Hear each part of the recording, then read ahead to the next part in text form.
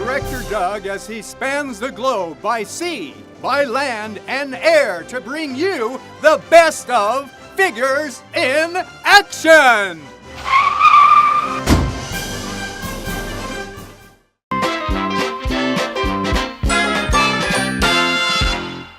You are our virtual TARDIS, and you are taking us back in time. Having someone take us back and to relive those moments is iconic. So we're here to just absolutely absorb everything you want to tell us.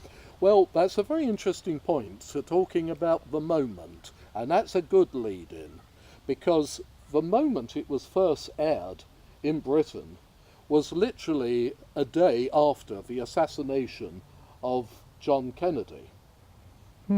And Did not know that.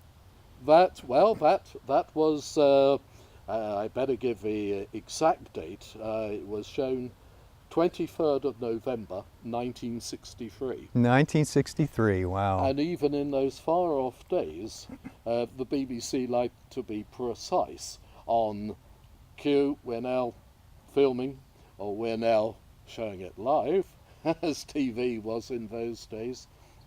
But it had to be postponed by about 90 seconds because BBC News was still giving coverage a day later of the assassination and the aftermath of that, as one would rightly expect when the President of America has been assassinated.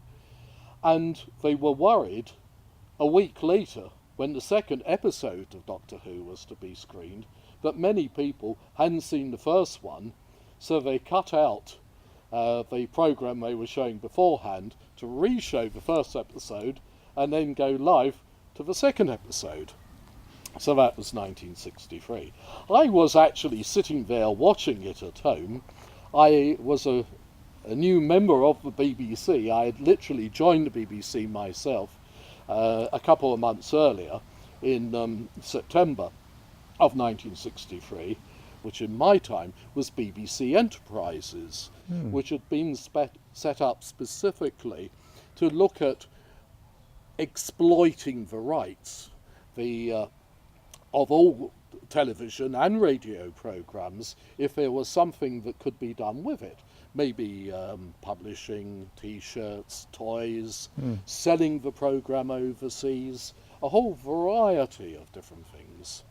And of course, after a period of time, the BBC managed to find a number of countries, mainly ones who spoke English, of course, who were interested in taking Doctor Who. I think the first one was actually a station in Canada, and then a few of the PBS stations started to purchase the right to screen the series.